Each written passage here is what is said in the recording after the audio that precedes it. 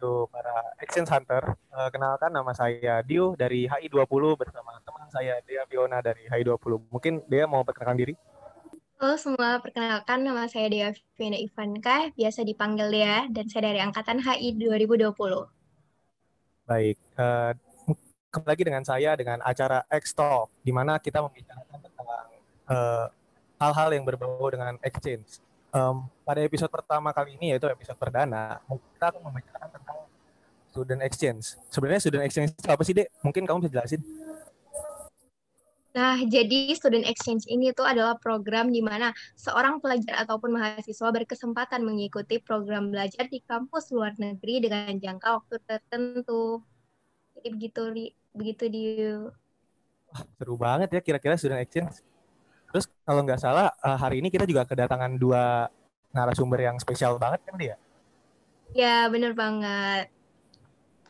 Mungkin kita sambut aja kali ya sekarang dua narasumber spesial kita. Baik, mungkin kita sambut Kak Nabe dan Kak Majid. Nah, Halo kakak-kakak semua. Halo. Nah, mungkin kakak-kakak ini bisa memperkenalkan diri dulu ya. Nama lengkapnya siapa, angkatan berapa, dan pernah atau sudah melakukan student exchange di mana. Mungkin boleh dimulai sama Kak Nabe dulu ya. Oke, halo semuanya. Aku Anissa Nabila, biasa teman-teman HI panggil aku Nabe. Aku dari HI angkatan 2016. Semenjak kuliah di HI UNER, alhamdulillah aku udah ada kesempatan 2 kali buat ke luar negeri. Yang pertama ikut student exchange di China tahun 2018. Terus yang kedua pernah ikut International Summit di Singapura tahun 2019. Wah, keren banget Kak Nabe.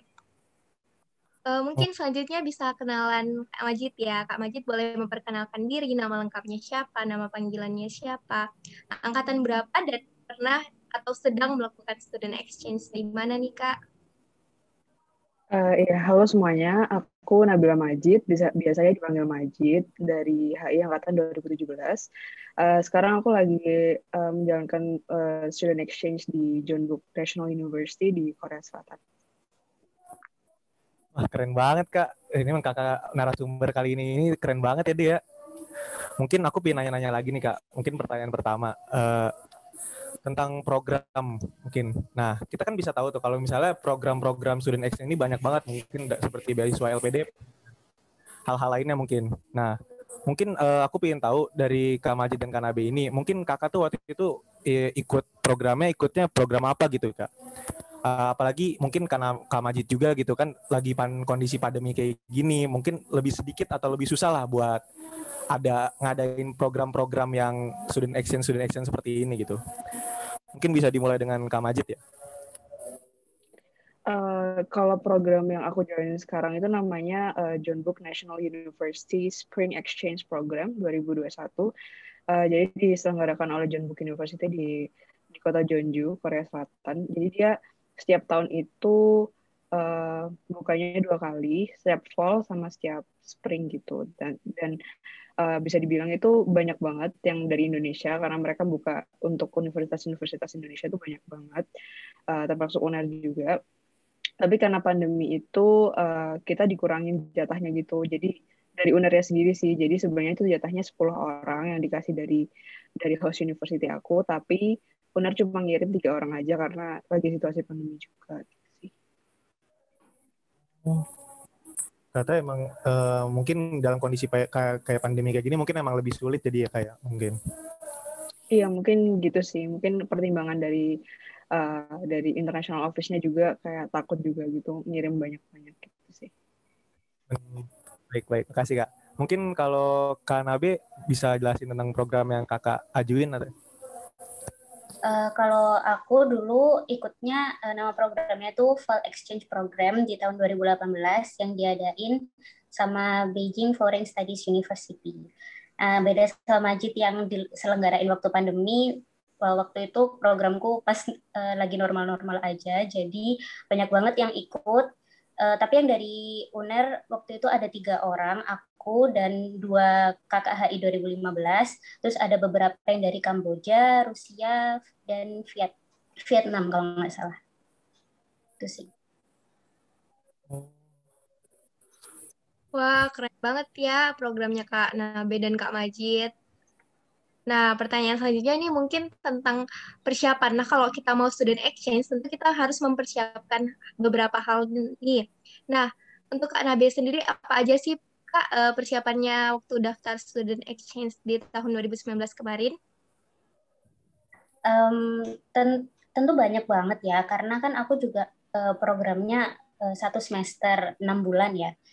Jadi kalau untuk daftarnya sendiri, pasti ada data pribadi, kayak form yang udah disediain sama universitasnya, terus beberapa data untuk visa, terus untuk data akademiknya mungkin butuh transkrip, TOEFL, sama personal statement. Terus untuk kebutuhan pribadi, karena lama di sana, jadi aku nyiapin ya kayak beberapa baju dingin sampai makanan-makanan Indonesia, kayak aku bawa pop mie, Indomie, serundeng.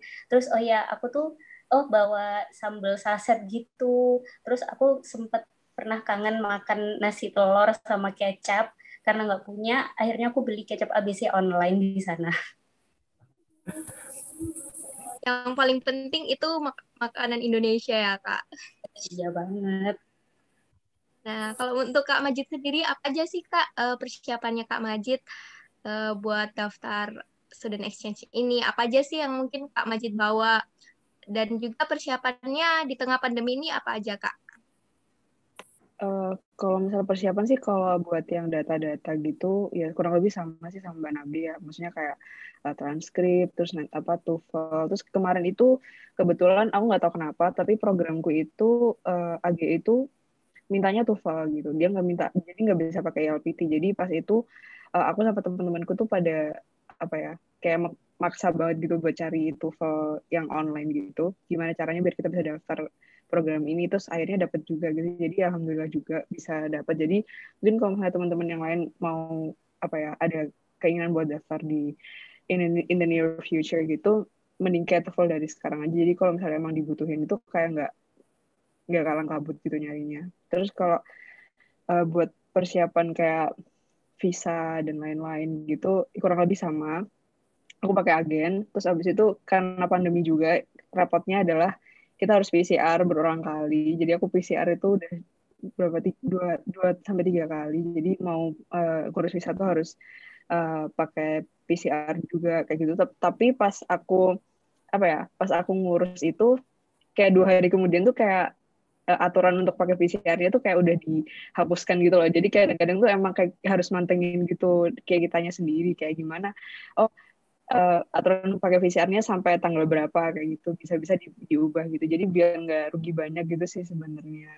Terus kalau misalnya kayak baju-baju, sebenarnya aku sih dikasih tips-tips gitu kan sama teman-temanku yang sebelumnya juga pernah ikut exchange. Jadi baju itu nggak usah banyak-banyak, mending beli di sana aja. Yang penting itu kayak barang-barang pribadi kayak obat, terus kayak makanan Indonesia tuh bener banget. Soalnya aku merasa aku juga menurutku aja udah banyak gitu kan. Tapi ternyata kurang-kurang juga gitu. Akhirnya aku minta kirimin dari Indonesia gitu sih. Ternyata banyak banget ya persiapannya ya Kak. Kebutuhan-kebutuhannya, apalagi makanan Indonesia itu wajib banget gitu kan. Mungkin aku pengen nanya-nanya lagi nih Kak, tentang mungkin di sini para pendengar tuh pada pingin ikut gini acara atau program student exchange ini. Tapi tuh mungkin terkendala dengan masalah biaya kali ya Kak. Sama kayak aku juga gitu. Nah, mungkin ada nggak sih Kak bantuan-bantuan mungkin dari FISIP atau dari KPHI gitu mungkin.